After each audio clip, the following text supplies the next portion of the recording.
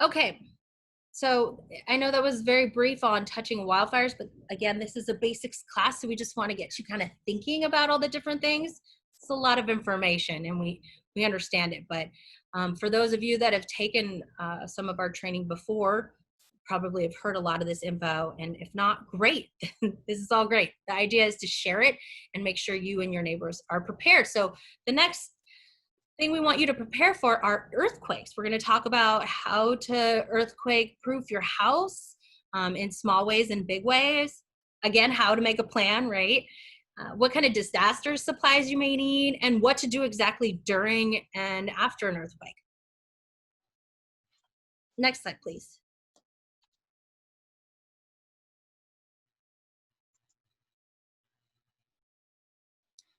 And This one's yes, this one is me. Anchoring your heavy furniture. Really, you know, I was quite surprised. The first time I took, actually, my first emergency preparedness class, I believe, was a CERT basic training class. And that's where this concept came up of, hey, just go around and check everything that's as tall as you and see, you know, pull on it gently, try to figure out what it would do in an earthquake. And if you think it would fall over, fix that. So it turns out that I was quite fond of freestanding bookshelves and antique china cabinets and things like that, that certainly would have easily fallen over in a major earthquake. In fact, when I was in the Loma Prieta earthquake, I was in Cupertino on the second floor of a wooden apartment complex. And things did not go well there. A lot of tall things ended up being short piles of rubble. And I'll tell you more about that one. Appliances and office equipment. I was quite stunned at how far some things moved during that earthquake. And you can find a lot of footage of these things in test environments and realistic scenarios and videos of people just walking through their homes after an earthquake saying, oh, the dishwasher used to be over here and now it's over there, and it pulled out all the pipe as it was shaken across the floor. And if you've got a gas stove, it can pull out all your gas lines as it's shaking across the floor and start a fire and so forth. So you really want to take a look, make sure that your appliances are secured in place. They will tend to, during a big vibration and floor moving back and forth, they will tend to move. And it just depends really on what direction and what frequency the waves are coming in. But they can move quite a distance, easily far enough to tear out the utility lines feeding into them. Cabinet doors with childproof fasteners, that's one very good way to secure the doors. That these are little fasteners where the door opens an inch or so and you just reach in and push back the latch and it opens the rest of the way. Those are very good. Anything that helps there. I have bookshelves in my office with a number of books sitting up over my head right now. And what I did is I cut some pieces of wood, nice hardwood, and put them on the front so that there's a lip, so that at least the books don't just throw off the edge. They're going to have to make it to that lip and then be shaken over the lip before they crash onto my head, which would probably happen anyhow. We'll see. I can tell you that in this very office, which I have taken great lengths to harden and try to anticipate all of those little things, there was a shelf that was not quite long enough to rest entirely on one of its pegs. And when we had that last earthquake that shook this area enough to just shake my shelf back and forth the long way, it popped off. And I ended up with about 50 pounds of books sitting all over everything that was on my desk. I didn't lose anything valuable except my pride. And now that shelf is in there much more solidly. You know, it's mostly about getting into a habit of going around your house and just thinking about what else could fall over, what else could go wrong. Uh, Earthquake proofing your shelves, as you see in the diagram down there at the bottom. There's all sorts of little kits you can put on top of a bookshelf, on the back of an antique piece of furniture you got, whatever you have. If it's tall enough to fall over, if shaken, then for a couple of bucks, for just a couple of bucks, you can secure this and be much safer. Also, in general, hey, don't put things over your bed. I, when I first, when someone first pointed that out to me, I used to have this beautiful painting over the bed. Not anymore, because when they said, "Well, where's that going to end up when you drop it?" Oh, right on my head. Yeah, and so that's gone. There's nothing over my bed anymore. Um, my bed is also not up against a window because I don't want glass coming in and cascading over my face. Make sure you know where your gas and electric shutoffs are, your main utilities, and your water, and know how to shut them off. And just be aware there's this one little trick. Every one of these utilities, gas, electricity, and water, they have a meter that will be running if there's anything flowing through your system. So after an earthquake or any other kind of a big event like that, go around and try to turn everything off, and then go look at your meters, and it should all be zero. There's going to be a little electricity, something's going to be using that. There's going to be a little gas because you got pilot lights running and so forth, but there should be very little activity, and if there's a question in your mind about what's just very little activity, well, hey, go turn things on right now and take a look at your valves. That's what they look like when they're really busy. If they still look like that after an earthquake and you think you've turned everything off, you've probably got a leak. Then's when you want to really worry about shutting off the main. And um, we can teach you a lot more about that. Um, Take the CERT class. We'll teach you all about that. And we're going to be posting some more support material about utilities and how to deal with all of that. But you should know, at the very least, where gas, electric, and water valves are and the meters are, and have a decent idea of how to shut them off. Your water heater, by the way, may not be strapped to the wall, and it may not have flexible conduit. If you've got gas water heater, it may not have flexible conduit to it. If you're in an older house, if you've had any work done in the last decade or so, it's now the law that they have to be secured. They can't even work on your stuff if they don't secure it and put on flexible lines, so that it doesn't just tear out and cause a fire. And in general, kind of make sure you got flexible gas lines on everything. If you've got a gas stove, gas dryer, gas water heater, whatever you have in the house that's using gas, make sure that it's connected with a flexible line. And if not, call your handyman. If you don't have a handyman, call me. I'll find someone to get out there and install. It's just a plumber. All you need is a plumber or a guy with the plumbing tools to install those lines. It's a very simple job. And that's about it about preparing before. Let's get into that bed situation. This is a person sleeping soundly in bed precisely because she does not have a lot of stuff over her head. And under her bed, she has sneakers and a flashlight in just a simple bag that is tied to the leg of the bed, so that in an earthquake, it doesn't go marching off under the bed where she can't reach it. And if the power is out and the window has broken and now she's in the dark with broken glass all over that hardwood floor, she does not have a problem because she can grab that bag with shoes and a flashlight, and she can protect herself enough to get to better clothing and to begin to put things back together. So that's the big takeaway here. Get a bag like this. You can get a laundry bag. They have mesh laundry bags. That's what I keep underneath my bed. Put a flashlight in it. Yeah, What ab- I want to say that that's like the first thing we teach when we teach CERT is to go home that first night and to put a flashlight, preferably a headlamp, so your hands are free, and a sturdy pair of shoes underneath your bed. And I had one resident come back to me and say how important it was to secure that bag to a bedpost, because not only earthquakes, but animals can cats? move those bags. So it's very important to make sure that they stay secured under there.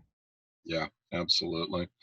I also put in my bag a military style knife, K-bar knife, and a GMRS radio, so that I'm pretty much in touch with the world and ready to, if my door is jammed or what have you, I've got a basic tool there to start working on things. Your bookshelves, water heaters, again, we touch on, just secure anything. Look around, and as you walk through every room in your house, just casually, you don't have to freak out and do all this today. Make it a habit of thought when you're sitting in a room to look around and ask yourself, what could fall down and hurt me if it started to shake right now? And over time, you want to make that be less of a threat. And really, that's about it. Common sense, That common wasn't sense and as if thinking. that wasn't enough, right? I Yeah. think right now during our current situation and being in this shelter in place order, I know I have done a lot of spring cleaning and purging, but this is a great opportunity to kind of assess. And again, like we keep stressing, sitting down with your family and discussing any situations that might occur. So we can use this as, a positive thing, the situation we're in, because it gives us time now to focus on things that we might not have had thought we had time to do before. So getting our home hardened or getting it earthquake proof. Now you have a little bit more time, and you can incorporate the whole family to do it, because you guys are all in there together. Perfect. Thanks, Chip. Hey, Selena, I'm going to throw you under the bus for just a second here and ask you to tap dance while I try to pull this up on another The next computer. video on there. Yeah, Yeah. I want to see if I can get this to play better. Yeah, the next couple of videos that we have on here actually just kind of, one of them just shows the jolting of an earthquake, and the second one is the one I really kind of like. But I I wish Chip didn't actually share the story I wanted him to share with you, which was what happened when the earthquake, um, the '89 earthquake happened at his house. So a lot of these things here, when it talks about bookshelves and water heaters and small objects, there's a lot of things that you can get to secure picture frames on like a countertop, um, and secure things to the wall. You don't have to do major searching. Amazon and Google are amazing resources to find everything you need. We don't like to put all of that information on here because it can be quite overwhelming, but we do have it on our website. Again, it's WPV-Ready.org. It actually has our full program on there that talks about all the items you could possibly buy. Oh, are we going to play it?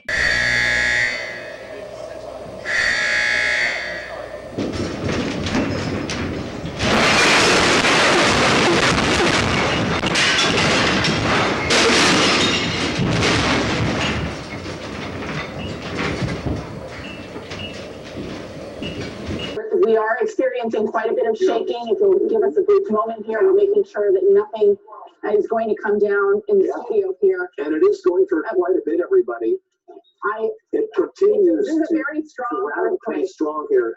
8:21 here on the air. We're experiencing very strong shaking. I think we need to get under the desk. All right, we're going to go to break. We'll be right back. We'll be right back. So again, we go back to making a plan, right?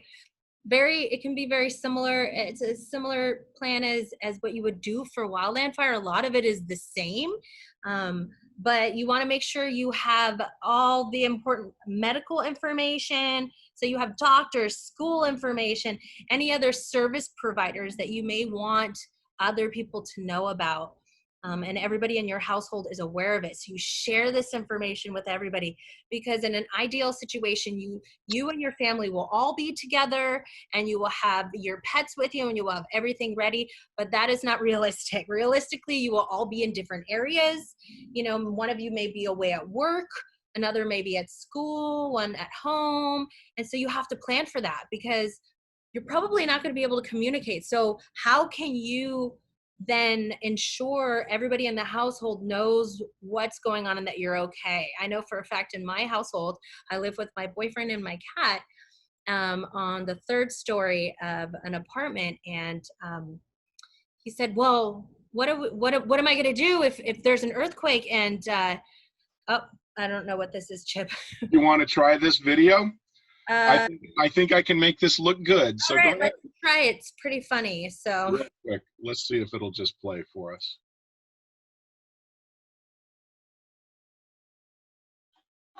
No sound. Are you going to do that to me?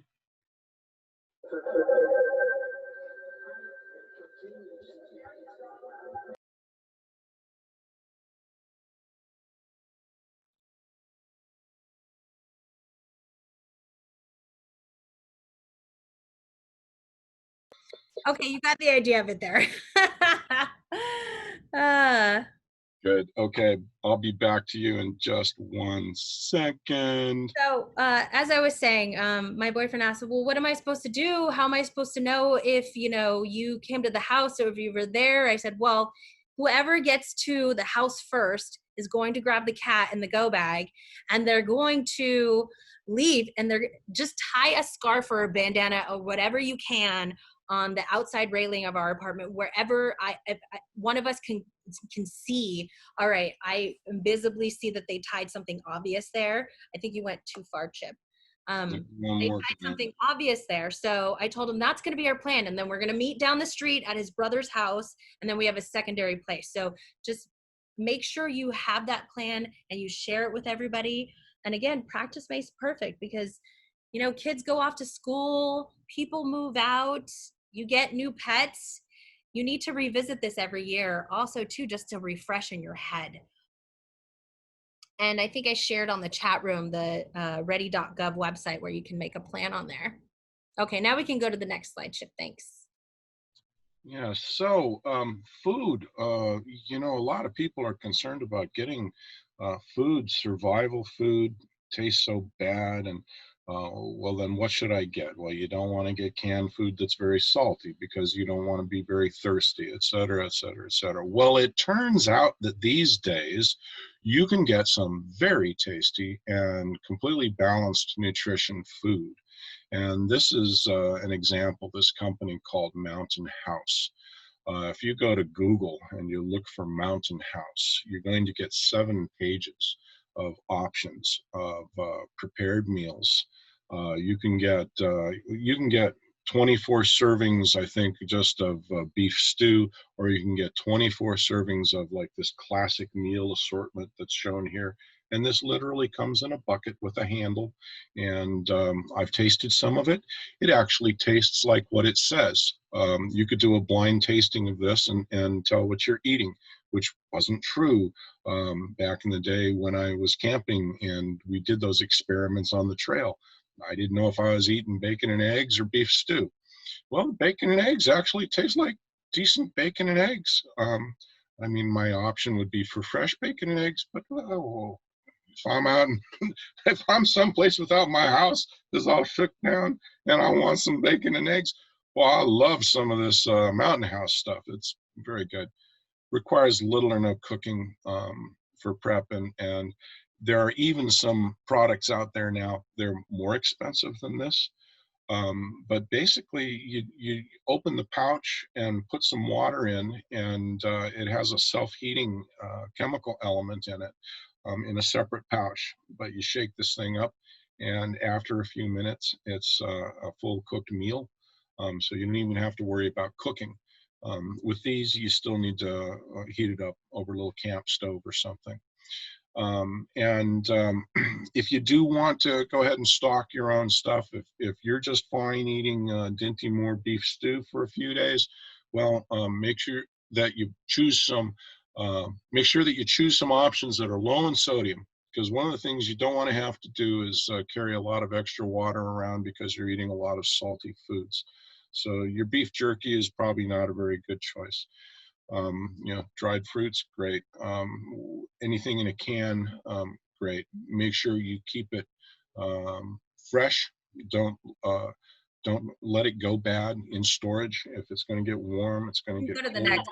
Yeah, you can go to the next slide to talk about that. Yeah. Oh yeah, there we go. You know, inspect it regularly, especially if you have things stored outside. I know a lot of people, I also store some dried rice and beans. And you got to watch out, boy, because I tell you, if a rodent even thinks there might be a rice or bean grain available inside of something, it'll go through stainless steel to get at it. It's just amazing what I've seen the mice and rats chew through in the town of Woodside and Portola Valley to get at just a little bit of tasty grain. Yeah, I have residents that go, okay, where are we supposed to put all this stuff? You know, where am I supposed to store food? Because, you know, FEMA says, okay, 3 days, right?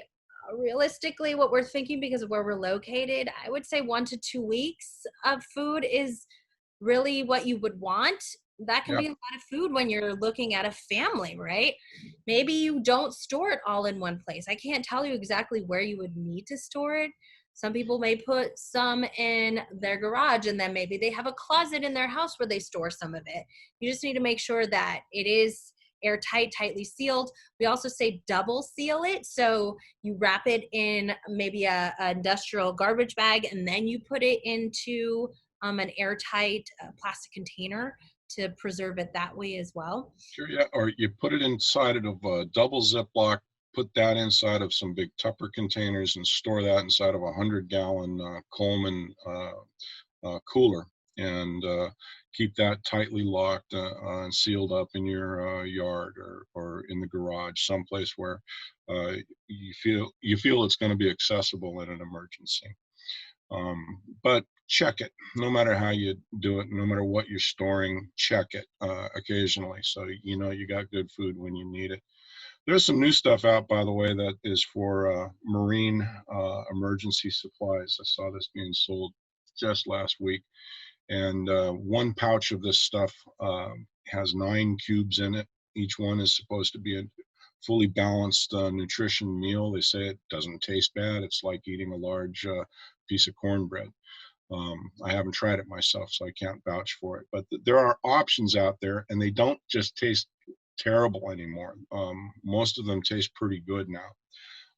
So do a little shopping on Google, find something you like, and make sure you got a couple of weeks worth. FEMA is starting to change their story, by the way, too. I've seen some recommendations from them saying that, you know, really you should plan for 2 weeks. You won't be sorry. And that's about it. Oh no, I'll touch on preparation. Again, you know, you can get the stuff that doesn't really require any preparation, can be eaten dry, can be, you can pay the extra money for the stuff that self-cooks in a pouch and so forth. For just, you know, for about 20 bucks, you can get a really good little camp stove and set of pots, and you keep that with the food. And they have little fuel pellets now that store forever. Oh, this mountain house food, I think, stores for 10 or 20 years. I forget what the expiration on that was, but it's incredibly long-lived stuff. And most of the stuff nowadays that's sold for camping or survival purposes is not only tasty, but will just last for years and years and years. And again, for about 20 bucks, you can get yourself enough cooking equipment to cook up a tasty meal just about wherever you are, if you have some water. And that's what we'll talk about next. Um, so storage of water, how to get water, where to get water. Um, Number one thing we kind of recommend to everybody is that you should have about 15 gallons of water. That's 2 weeks. Figure a gallon a day. So 15 gallons per person gives you 2 weeks per person. If you got that much stored, you're way ahead of the game. Very easy to store water so that it's good. Water that is stored pure water will be pure water in a million years. The problem with keeping water pure and storing it pure is the contaminants. And it is devilishly hard to get all of the contaminants out. So we start with the water as pure as we can get it. Filter it. If you've got a filter system, just start with the cleanest water you can get. And then you add a little sanitization to it. And the easiest thing to do there is add a little bleach to it. All of the instructions for that can be found on this web page, by the way, under the WPV-Ready.org/buy. You'll see a page where you can buy 5-gallon water containers.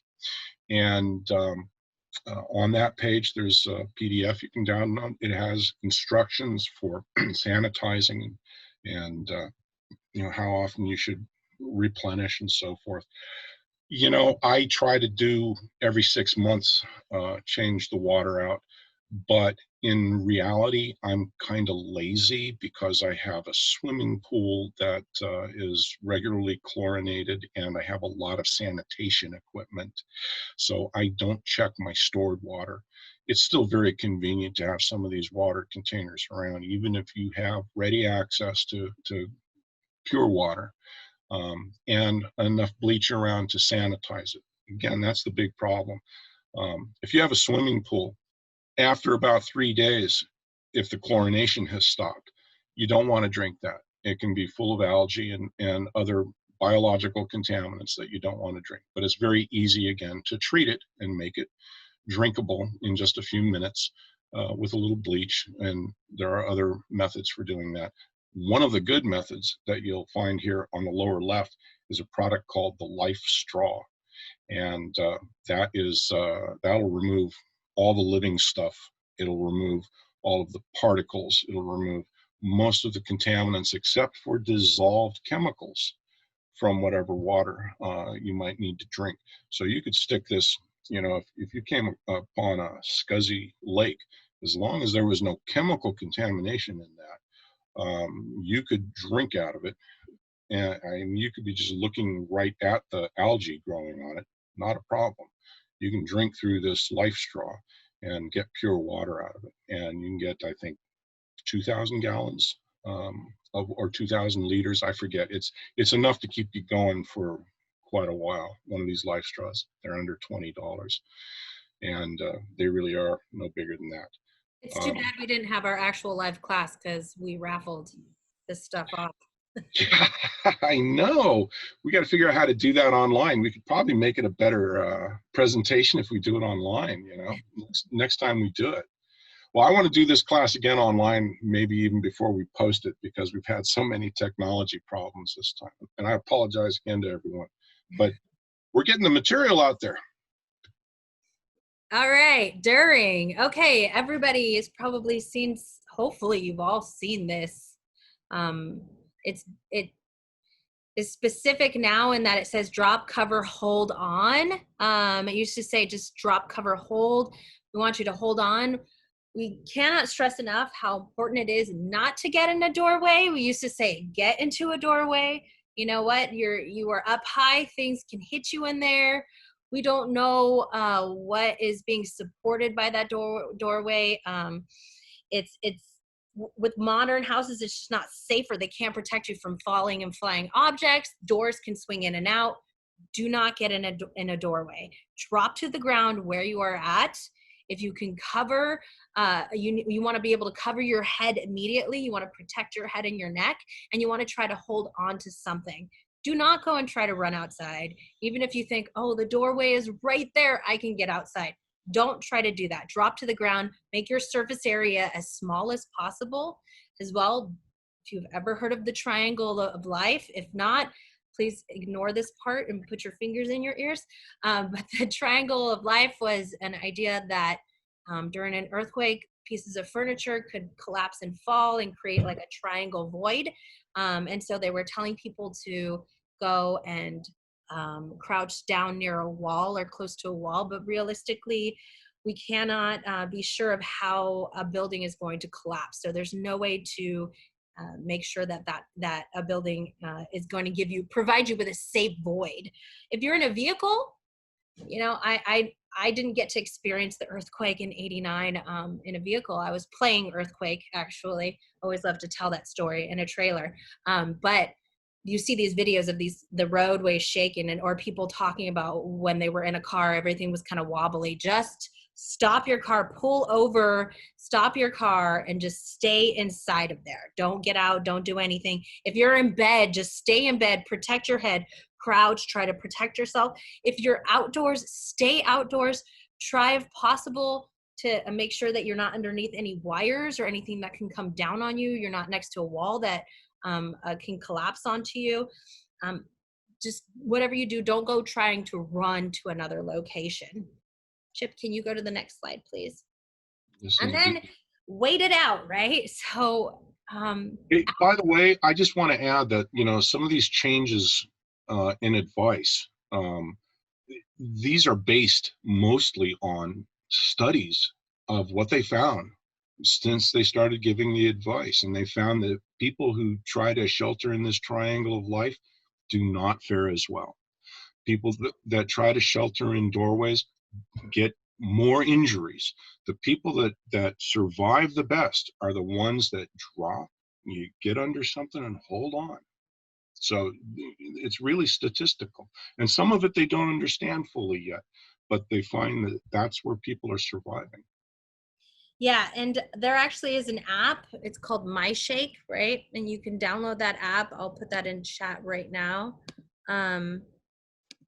And I have it on my phone, and actually it will notify you if there is a certain magnitude earthquake within a certain proximity of you, and try to give you a warning. And I can actually say it works because my boyfriend actually had it go off while he was in the shower. He had just finished. He was about to get out, and he hears his phone saying, "Earthquake warning, find cover, drop cover, hold on."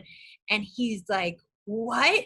So what does he do? He does, and I hate to say this, he does exactly what I don't want people to do. He grabs our cat, and he stuffs her in our go bag, or her go bag, and runs outside, all 3 stories outside. Well, it wasn't a major earthquake. I think it was just how we had his settings. So it was a very small magnitude, but it was close enough that it set off his phone. And so he was standing outside in the middle of all the apartment buildings with a backpack and a cat sticking out of it. And I'm sure everybody enjoyed that. But if we do have to go through an earthquake, you want to make sure that you wait until the shaking has completely stopped.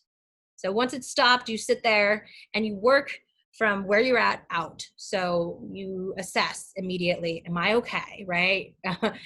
Did I hurt myself? You know, your adrenaline is going to be going. You may not be aware if something happened, something might have hit you or struck you. So make sure you check yourself top to bottom. Okay, I'm not bleeding. I don't have any bones sticking out, whatever it is, scratches, glass, I'm okay. Okay. Then you're going to make sure your family is okay. The people that are directly around you, you're going to shout to them, ask them if they're okay. Okay, come to me, you know, right? So the circle gets a little bit bigger. And then at that point, you can go outside and assess for damage of your household. Make sure when you walk outside and you look around, you're not just looking from side to side. You want to look up, you want to look down, you want to look all the way around. And because of aftershocks during an earthquake, you want to be extremely cautious when you do this. And then after that, you want to make sure you check on your neighbors. It's important to make sure your neighbors are okay, because they may be the ones checking on you afterwards. So build or start small from where you're at, and then work your way out slowly. Yeah, I want to also mention, and this is something that a lot of people don't think about in a building, and not so much in your home as in an office building or any other public building, but yes, in your home as well. After an earthquake, look up everywhere. There can be electrical wiring, there could be pipes and what have you that have come loose and are hanging down and are a threat right at head level. You don't want to walk into a live wire, you know. So just the urge is, especially if it's at night and you got a flashlight, to be watching where you're stepping. But boy, every time you come into a new area, look around real quick and look up. Yeah, so going into the next slide, I had somebody just mentioned utilities. So this, Chip, you talked about it a little bit earlier, and you can touch on this again, but then also I want you to mention the automatic shutoff valves that we have. Usually we have one to show you guys, but we don't, but we can actually at least talk about them. Yeah, I'm going to make a note on that, and maybe we'll put in a little blurb there on the notes when we post this on YouTube. So, you know, these are generally what your different utility systems look like. The typical valve for your gas is going to be this just stubby little thing on the pipe. And if it is, if the little stub sticking out is in line with the pipe, it's on, it's running. Gas can go through it. If it is horizontal, or if it is crossways to the pipe, then it's shut off. When you're looking at your main breakers for the electrical system there, you've got, of course, a breaker. That's probably all you usually think about. When something blows a fuse, one of those individual switches down below is going to need to be reset. Well, there's also a main breaker that shuts off your whole house. Kind of just open the panel now, make sure you know where that is, what that looks like. If you do feel that you need to shut off the power, what you want to do is you want to shut off individual circuits, one after the other first, and then shut off the main breaker. And when you are turning things back on, you do it in the opposite order. You make sure everything's shut off, then you turn on the main breaker, and one after another turn on the individual circuits, and give it 5 seconds in between each one, because a lot of things suck some power when they're starting up, especially things like if you've got printers in your house someplace hooked up to a computer. You know, anything that makes a noise when it's starting. Televisions these days do this. They go through a boot up process. So many things do this now that if you were to turn everything on at once, it would almost certainly blow all your breakers again. It would just overload the whole system. So give it 5 seconds in between turning each one of these things on, and you're much less likely to have a problem there. Then your gas valve probably looks like this, little jobby on the right. Again, they're almost always lined up with some kind of valve like this. When it's in line with the pipe, it's open. When it's crossed the pipe, it's closed. Excuse me, the water main there. Now, some water systems have a pipe that you need to get at, and it's in the ground, or all you have is a tiny little stub there that you need to turn. And there are tools. Oh gosh, you know, Selena, that's another thing we don't have, is the tool to show. I've got to remember to put that up too. You know, please make a note for those two things, the gas shut off and the tool, so that we can send that out to everyone here. So there's a tool that lets you get at it, even if yours is down in the ground where you got to pull a concrete lid off and get at your water shut off. They're very easy to get at with one of these little $20 aluminum tools. Very little to worry about shutting your water on or off. Again, if you have to worry about your utilities, the thing to start with is, if you see a leak, if you see that there's any sparking someplace, you've got an electrical problem, turn it off. If you see that there's water coming out of one of your walls, well, it's probably not something you can turn off without turning off the main, so turn it off. If you smell gas in your house someplace, probably a good time to just shut off the whole system at the main there. If you don't see a leak, if you don't detect a leak, then turn everything off and go look at the meters. If the meters are still going fast, you've probably got a leak. Shut it off. A good thing to get, we touched on earlier, is the automatic earthquake shutoff valves, which you can get very easily installed these days. Again, of course, you don't want to do it without a licensed plumber working on your pipes. PG&E gets a little sticky about that too. They don't want you working without a licensed person. Be aware that there is a section of the pipe between the meter and your home that you may own, and if you put valves or shutoffs of any sort on that section of the pipe, then PG&E doesn't really have any complaint with you if you turn it back on. That section of pipe has to be up to the same code as your home, which is different from the public pipe on the other side. If it's not up to the same code as your home, then it's considered PG&E's still. So that being said, you can put these things on either side and they work. The automatic shutoffs, I've experimented with them. They're pretty handy dandy, and I've never heard of anybody complaining that they shut off their gas because a truck went by on the street, or because there was some minor little rumble or something like that.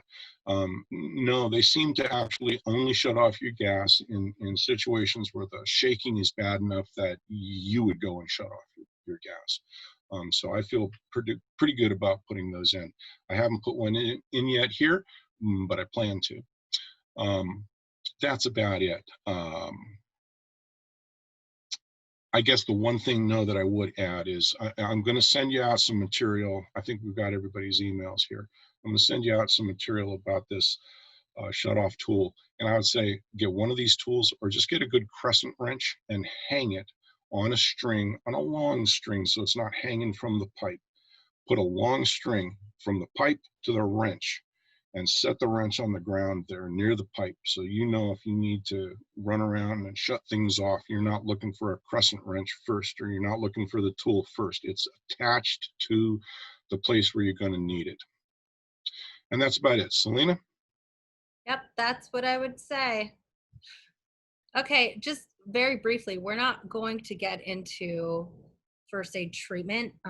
We just want you to be aware and maybe spark your interest in taking training, more additional training, that you are the help until help arrives. And what does that mean? That basically means that you're going to be the first responder. So you're going to be the one that may need to call 911. We, as first responders, as the fire district, we need the residents to be able to take care of each other, protect them from harm. If if there is an earthquake and somebody maybe twisted their ankle and they can't walk, that you're going to be able the one to move them away from a dangerous scene. Also, you need to know how to stop bleeding if necessary. Some of these are the major ones. So the killers is what we call them. So the bleeding, airway, right? So you want to make sure that somebody can breathe. They're not face down in the ground. If you're concerned about a spinal injury and neck injury and they're face down in the ground and they can't breathe, it's not going to matter at that point because they're going to stop breathing. So you need to do the best that you can without being so concerned. I know I have a lot of residents that come up to me and they're like, well, I don't feel comfortable helping because I don't want to get sued. There are good Samaritan laws that protect you. And even further, if you get more involved in some of our programs, we do have protection for our volunteers. But the main thing is you are going to be the help, and that's okay. We're not expecting you to be a superhero, to be a doctor, but even just providing comfort to somebody. Maybe it's an older adult that lives next door to you that lives alone, and the power's been out. And you just go over next door to check on them because they don't have internet anyway, or maybe they have no relatives. Making sure that you're there to to see if they're okay, if they need anything, especially during this pandemic. We've had a lot of residents that have been extremely helpful in making sure everybody who is at risk gets the help that they need. Oh, there's Chip. Hey, so next slide, please. Hi. I just figured out I had another camera here. Sorry. Next slide, please. I think it's you.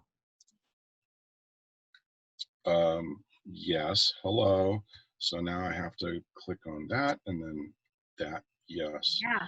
So we actually do have a first aid kit that was designed by doctors and emergency medical technicians in the area, and has also been praised by some doctors who have bought it subsequently. And we sell this at the WPV-Ready.org site. Again, buy, and you'll see it there on the menu. These have none of the fluff stuff that you would get if you bought a kit like this online or at Costco, for instance, for this amount of money. And they have a lot more of the things that you're likely to need in the event of an earthquake, which is the major anticipated emergency that you're going to need to grab something for around here. So we're talking about cuts, bruises, scrapes, just the casual thing that now you're running around in the neighborhood. I get stung by a bee. We have some bee sting pads in here. You need some glucose for someone who's diabetic. They need to get just all the basics are in here, and you can look at the contents list online. I'm sorry, I'm not used to having to worry about there being a camera. Hi, I'm still. It's okay.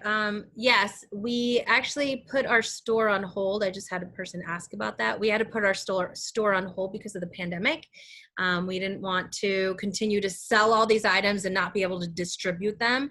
But now that we're kind of sort of opening back up, but in a very safe, calculated manner, we still want to provide this information to you so that when we do open fully back up, you can go on there and purchase a kit. And if you've purchased this kit or water containers and you haven't been able to pick them up yet, we actually just had a meeting where we were discussing how we were going to be able to get those items to you to rectify this situation. So Yeah. Also too, this kit right here, it looks really stuffed and big, but it is not. There is a ton of room left over in it. People have turned this into their go bag. And I will tell you, when they started showing up at the fire station, every firefighter wanted one. And they were like, what is that? How do I get one? And I said, well, you can get one by going onto our website and paying $95. And like, well, what about my discount? I was like, no, you don't get one of those. But they love this bright orange color. They love, and then when they saw what was in it, they were like, wow. So I actually have had several firefighters that went and purchased them for their family as well. They thought the items in there not only were ideal for the situations that you would come across and not overwhelming for people in households, but the quality of the items too were great too. So they weren't just like, oh, a really cheap piece of a pair of tweezers. It was actually like a really nice pair of tweezers, which we can owe that to Chip for being very nitpicky about that. Well, and Dr. Vicky Coe, who did the first design on this, and I just worked with her reviewing a couple of versions of this until we had professional grade tools and materials in this. If you showed up to some sort of a scene and handed this to an EMT, they'd know exactly what to do with it and they'd be happy with the quality. So anyhow, these are available. They're going to be available again very soon. We've just started talking about how realistically we can implement pickups. And I think we just about got that sorted out. For a long time, we were not able to order more. They just didn't have some of the contents because due to the pandemic situation, a lot of medical supplies had been cleaned out. So we were just unable to get these for the last couple of months, but they say we can get more, and we have a small inventory. So we're thinking about putting them online again very soon. We'll send around an email. If you signed up for this course online, actually, filled out that registration form, you're on the list. You'll get a note as soon as they're available again. And the last thing I just want to mention on this is we do have training that is specific for this bag. We have presented it multiple times before, and it not only goes over what to do with the items inside, but how to organize the items inside, because Dr. Vicky Coe has done a phenomenal job organizing the contents in this bag with Ziploc bags and a label maker. You could use a permanent marker. I have a burn. I have a cut. Yeah. So Yeah. it's labeled by injury, abrasions, right? Orthopedic. And you just go in and you pull out the Ziploc bag, so then you're not also contaminating all the other items. So she explains how and why she organizes the kit the way she does. And then we show you how to use the items within it so that anybody in your household, whether or not you've taken a first aid training, you feel comfortable using the items and comfortable enough to be able to help someone if there is an emergency. Yes, yes. And you know, the same logic, Vicky Coe, Dr. Vicky Coe is working with us as well to apply that same kind of logic to the CERT responder teams that we're building right now. And you know, putting together large kits for, you know, 50-person incidents. You know, I've got 10 people burned here, boom, and they're on the road. So there's a lot of thought going into these things for our community's benefit. May we never need it.